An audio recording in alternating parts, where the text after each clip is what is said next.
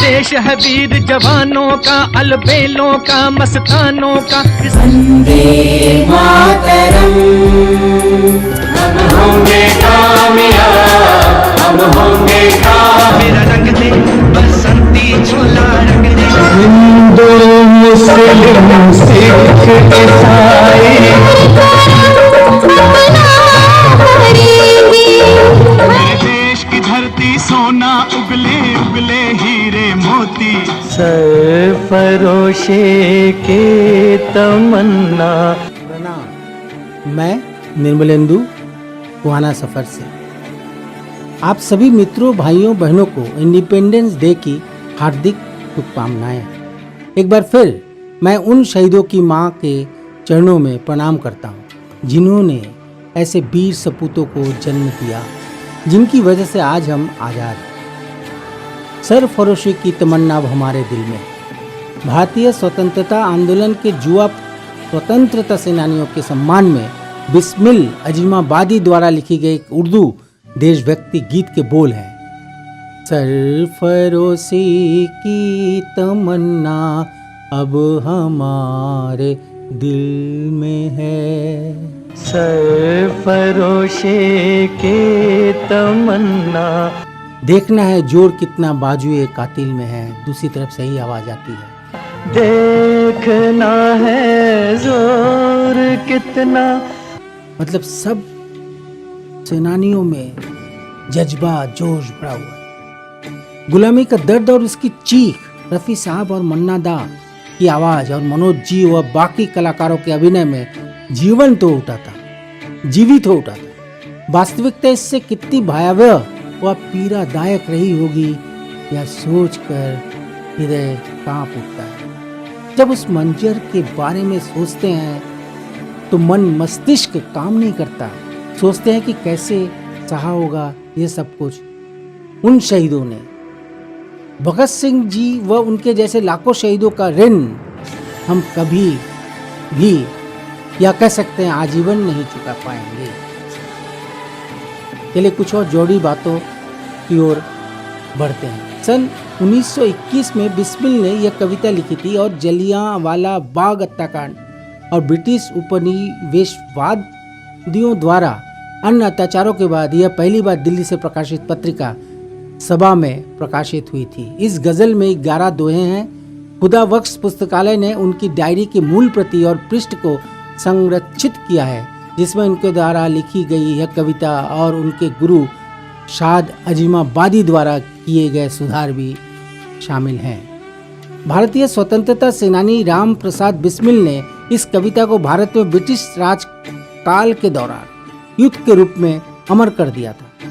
यह अशफाक उल्लाह खान, भगत सिंह और चंद्रशेखर आजाद जैसे अंतर्युद्ध स्वतंत्रता सेनानियों की युवा पीढ़ी से भी जुड़ा हुआ है।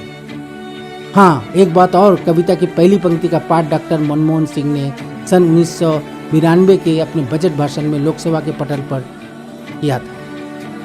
आजादी की बांसुरी इस गीत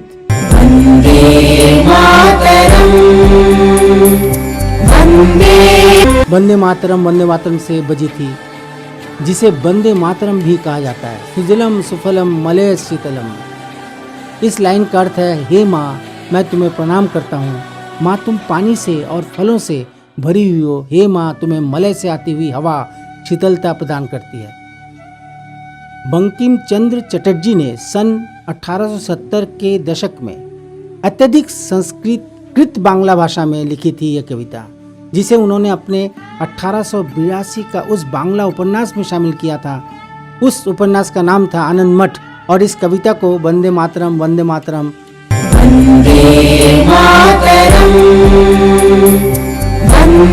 पहली बार रविन्द्रनाथ टैगोर ने भारतीय राष्ट्रीय कांग्रेस के 1896 के सत्र में गाया था। वंदे मातरम वंदे मातरम।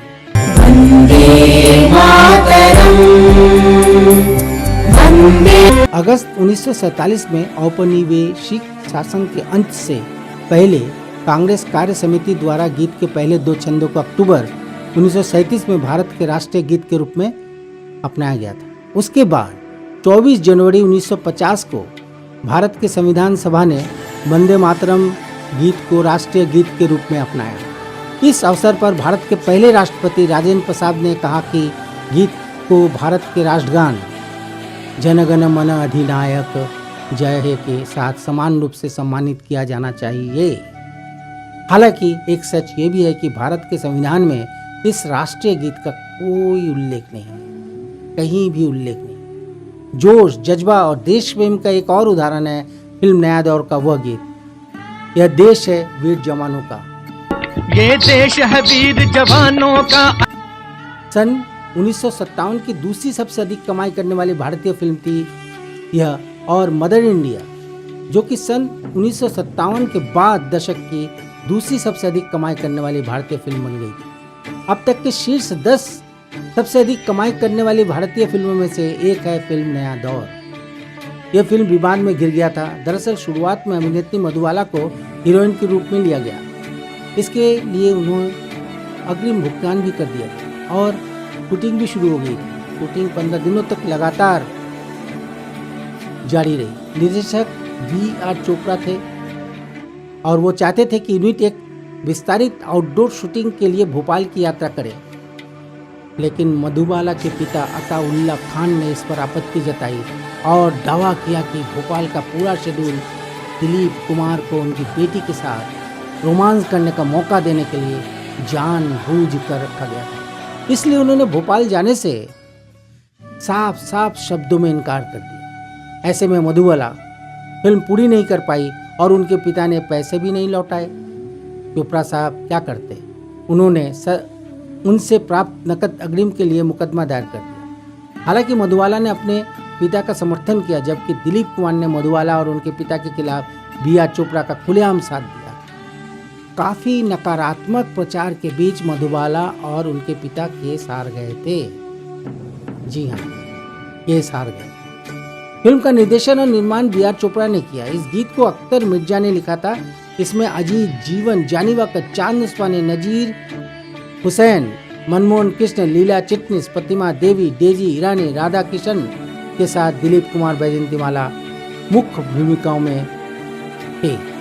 5वें फिल्म फेयर पुरस्कार में दिलीप कुमार को बेस्ट एक्टर, O.P. नैयर को बेस्ट संगीतकार और बेस्ट स्टोरी के लिए अख्तर मिर्जा को फिल्म फेयर पुरस्कार से नवाजा गया था।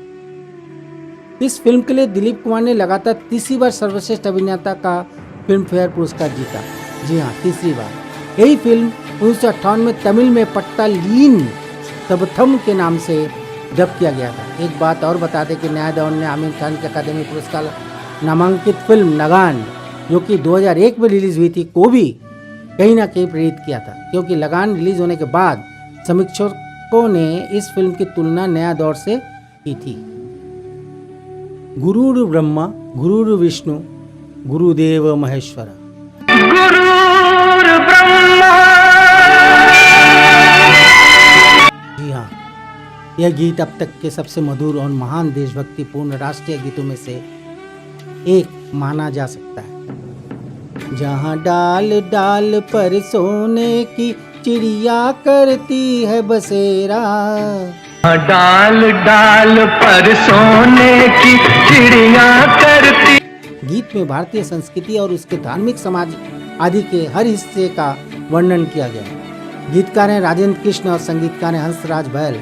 मन को मोह लेने वाला एक सुमधुर गीत। वो भारत देश है मेरा, वो भारत देश है, वो भारत देश है मेरा, वो भारत। फिल्म सिकंदर आजम के इस गीत को उन दिनों लोगों ने खूब सुना। दारा सिंह और पृथ्वीराज कपूर अभिनीत इस फिल्म का बॉक्स ऑफिस कलेक्शन भी जबरदस्त रहा। सुपरहिट पसंदीदा गीत, जिसमें भारत के अतीत के गौरव की झांकी साफ साफ क्या गाया है। जहाँ सत्य, अहिंसा और धर्म का पग पग लगता देरा, वो भारत देश है मेरा। जहाँ सत्य, अहिंसा और धर्म का पग पग। कलेजा निकाल के रख दिया रफी साहब ने।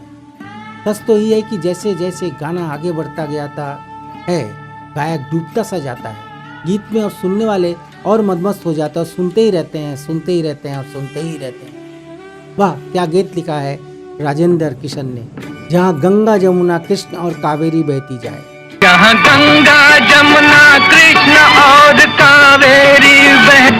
गंगा जी से शुद्ध पवित्र बर्फ से शीतल गीत, ऐसे गीत बनाने वाली सारी टीम को मेरा सलाम, मेरा प्रणाम। हंसराज बहल द्वारा देशभक्ति गीत की बेहतरीन रचना। जहाँ आसमान से बातें करते मंदिर और शिवालय, जी हाँ, आसमान से बातें करते मंदिर और शिव। ऐसा कहा गया, ऐसा लिखा गया, ऐसा वर्णन किया गया है कि अद्भुत है ये गीत। जब तक आप पूरे गीत को नहीं सुनेंगे आपको अच्छा नहीं लगेगा। दरअसल रफ़ी साहब का गाया एक अमर गीत है ये। राजेंद्र कृष्ण जी के सुंदर बोल और रफ़ी साहब द्वारा स्पष्ट उच्चारण, यही इस गीत की खूबी है। हंसराज के संगीत ने भी लोगों का मन मोह लिया। आवाज़ की मधुरता और बुलंदी दोनों की बराबरी कर पाना असंभव है। निस्संदेह रफ़ी साहब दुनिया में सर्वश्रेष्ठ हैं और केवल इस गीत को ध्यान में रखते हुए ही उन्हें भारत रत्न से नवाजा जाना चाहिए। आपको लगता है तो कमेंट बॉक्स में अपनी राय दें।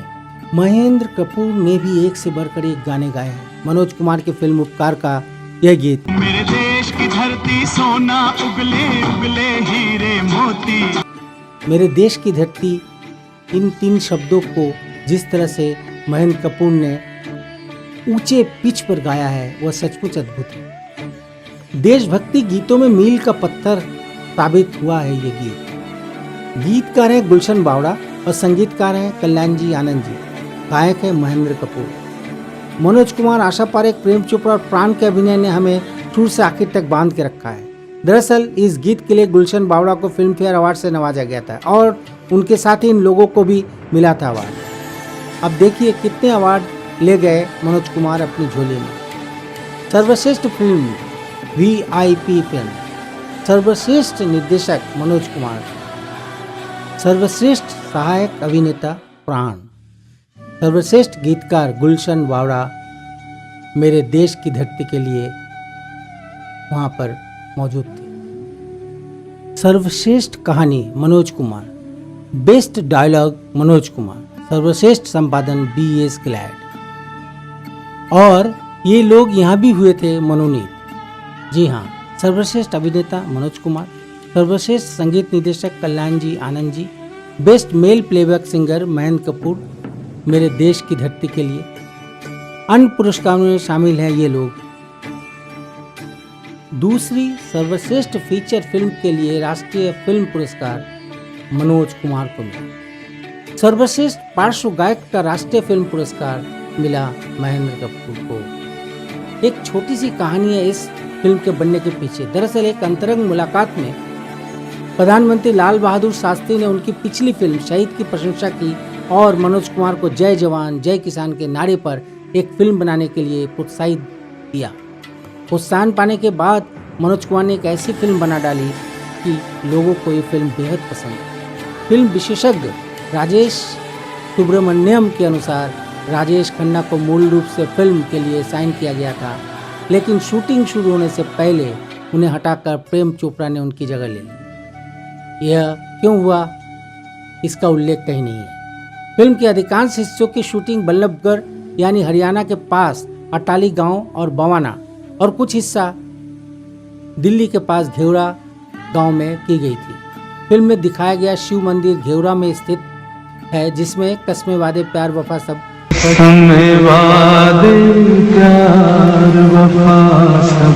गीत की शूटिंग हुई थी।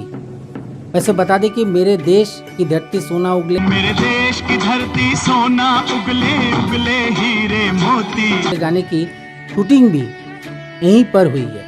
यह फिल्म 11 अगस्त 1967 में रिलीज हुई थी, लेकिन दुख की बात तो यह है कि मनोज कुमार को प्रोत्साहित करने वाला वह इंसान श्री लाल बहादुर शास्त्री देश के प्रधानमंत्री थे। फिल्म के रिलीज होने से पहले ही यानी 11 जनवरी 1966 में हमें छोड़कर चले गए। मनोज कुमार ने स्वयं ये बातें फिल्म रिलीज होते वक्त कही थी कि वह महापुरुष लाल बहादुर शास्त्री नहीं रहे, जिनकी प्रेरणा से आज यह फिल्म बनी और आज उनके कारण ही हमें इतनी शोहरत, दौलत और इज्जत मिल रही है। देखो वीर जवानों। यह गीत बहुत अच्छा है, इसमें कोई शक नहीं, लेकिन इसे राजेश खन्ना द्वारा लिप सिंक्रोनाइजेशन द्वारा और बड़ा बनाया गया था। ऐसा मेरा मानना है कि यदि यह गीत राजेश खन्ना पर फिल्माया नहीं गया होता तो यह गीत अपनी सारी सूक्ष्मता को खो देता, क्योंकि फिल्म नहीं चलने के कारण अच्छे देशभक्ति गीत से लोग वंचित रह गए। भारत की रक्षा के लिए अपनी जान जोखिम में डालने वाले पुरुषों और महिलाओं को भारतीय सेना को सच्ची श्रद्धांजलि किशोर दा ने भी दी है। लोग कहते हैं कि उन्होंने कभी देशभक्ति गीत नहीं गाए, लेकिन यह सच नहीं है। यह गीत देखो वीर जवानों गाकर किशोर दा ने यह एहसास दिला दिया कि वह देशभक्ति के गीत गाने में भी माहिर हैं। इस गीत में इतना जोश, भावना और सेना के सदस्यों के लिए प्यार और सम्मान भरा हुआ है कि देखकर मन गदगद हो जाता है। फिल्म आक्रमण 1975 में रिलीज हुई थी। जगदीश कुमार निर्माता था और जे ओम प्रकाश थे निर्देशक। इस फिल्म में अशोक कुमार, संजीव कुमार, रेखा, राकेश रोशन, फरीदा जलाल, सुजीत कुमार, असरानी, केशव मुखर्जी, मुमताज, शांति और राजेश खन्ना मौजूद थे। संगीत लक्ष्मीकांत प्यारेलाल का है। कुछ गाने ऐसे होते हैं जो कभी पुराने नहीं होते। यह गीत उन्हीं गीतों में से एक है। किसी ने मुझसे यह प्रश्न किया था कि ऐसे गाने आज क्यों नहीं बनते, तो मेरा जवाब यही था कि वक्त बदल गया है और हम एक्स्ट्रा मॉडर्न बन गए हैं। इस गीत को सुनते ही उन दिनों की याद आती है। देशभक्ति का जज्बा तुरंत मन में जग जाता है। इस प्रगतिशील फिल्म हम लोगों को समझ सको तो समझो दिलबर जानी के लिए हमें गर्व होना चाहिए। दिन बीतते जाते हैं और धीरे धीरे जीने का नजरिया ही बदल जाता है, लेकिन इस तरह के गीत फिर भी दिल है हिंदुस्तानी, हमें उन दिनों में वापस जाने के लिए मजबूर कर देते हैं जब हम छोटे थे और उन गीतों पर नृत्य करते थे। जब हम बच्चे थे यह गीत हमें यह एहसास कराता कि वास्तव में इंडिया क्या है। इसी कड़ी में एक और गीत की याद आ जाती है, लेकिन उस गीत को रफ़ी साहब ने नहीं, उनके परम भक्त मोहम्मद अजीज और कविता कृष्णमूर्ति ने गाया है। बहुत ही बेहतरीन गीत है। उस गीत के बोल हैं,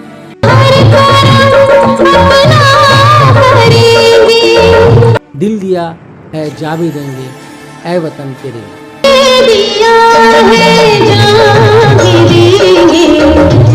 फिल्म का नाम है कर्मा। निर्देशक थे सुभाष घई। एक 1986 की बॉलीवुड एक्शन फिल्म है और इसमें दिलीप कुमार, नूतन, जैकी श्रॉफ, अनिल कपूर, नसीरुद्दीन शाह, श्रीदेवी, पूनम ढिल्लो और अनुपम खेर सहित कलाकारों की एक बहुत बड़ी टुकड़ी है। यह फिल्म सुभाष घई और दिलीप कुमार को उनकी आखिरी फिल्म विधाता, जो कि 1982 में रिलीज हुई थी, की सफलता के बाद फिर से आपस में मिलाती है। यह 1986 की सबसे ज़्यादा कमाई करने वाली भारतीय फिल्म थी और दशक की 11वीं सबसे ज़्यादा कमाई करने वाली बॉलीवुड फिल्म साबित हुई थी। एक और अहम बात बता दें कि हिंदू, मुस्लिम, सिख, ईसाई हम वतन हम नाम है। हिंदू, मुस्लिम, सिख, ईसाई। इस अंतरा को जिस तरह से आनंद बख्शी साहब ने लिखा है और दिलीप साहब ने लिप्स मिलाया है,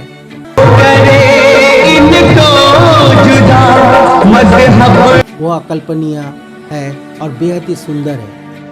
वर्णन करना यहाँ मुश्किल है। दिलीप साहब एक अच्छे गायक हैं, यह हमने कई बार सुना है, पढ़ा भी है और उनकी आवाज़ सुनी है। जब दिलीप साहब लिप्स मिलाते तो यही एहसास होता है कि दिलीप साहब ही गा रहे हैं। फिल्म को कल्ट क्लासिक माना जाता है और बॉक्स ऑफिस पर सुभाष घई की यह फिल्म भी सुपर हिट ही रही। इसी कड़ी में अजय देवगन की फिल्म के लिए सोनू निगम और मनमोहन वारिस ने भी गाया है।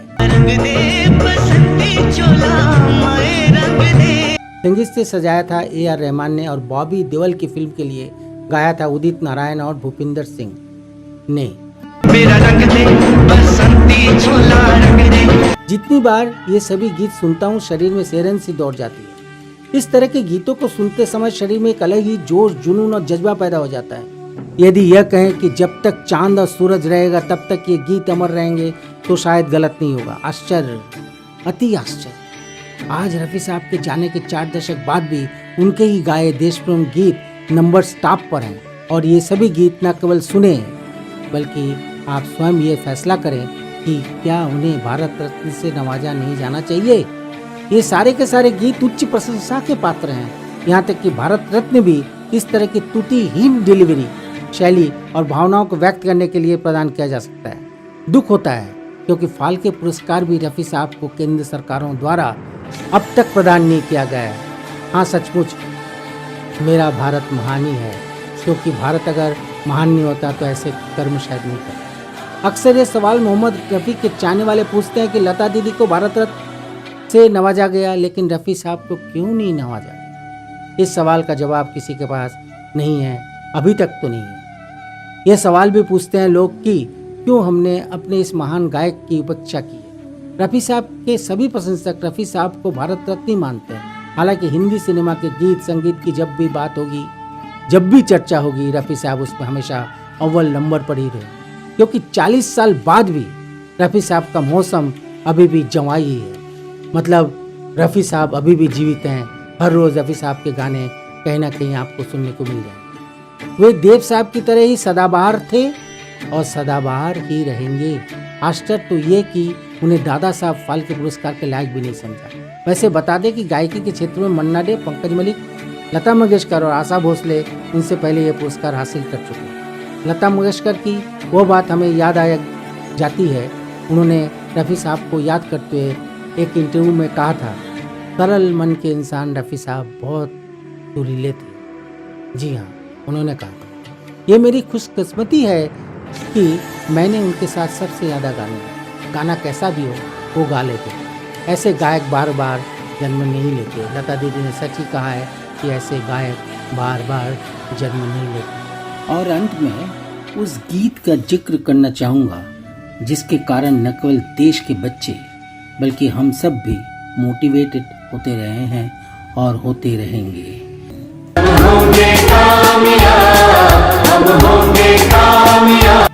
वरिष्ठ कवि गिरिजा कुमार माथुर का लिखा यह गीत हम होंगे कामयाब एक दिन आज भी एनसीईआरटी के पाठ्यक्रम में शामिल है। कक्षा 8 के 19वें पाठ्यक्रम में हम में से जाने कितने लोग हैं जिन्होंने अपने कमजोर पलों में खुद के हौसले को समेटकर मुट्ठियां तान कर संकल्प दोहराते हुए गुनगुनाया होगा, हम होंगे कामयाब, हम होंगे कामयाब, हम होंगे कामयाब एक दिन, मन में है विश्वास, पूरा है विश्वास, हम होंगे कामयाब एक दिन। हम होंगे कामयाब, हम होंगे कामयाब। जी हाँ, हमें भी पूरा विश्वास है कि भारत देश एक न एक दिन विश्व में टॉप पर जरूर होगा। जी हाँ, जरूर होगा। तो आज बस इतना ही। आपको ये वीडियो कैसा लगा या कॉन्सेप्ट कैसा लगा? 15 अगस्त पर मेरी जो मुहिम है, इस मुहिम पर आप अपनी टिप्पणी जरूर करें, कमेंट बॉक्स में जाएं और जो भी आपको लगे, जैसा भी आपको लगे आप लिखें। और ये ज़रूर लिखें कि रफ़ी साहब को भारत रत्न मिलना चाहिए या नहीं। हम इंतज़ार करेंगे। प्रणाम।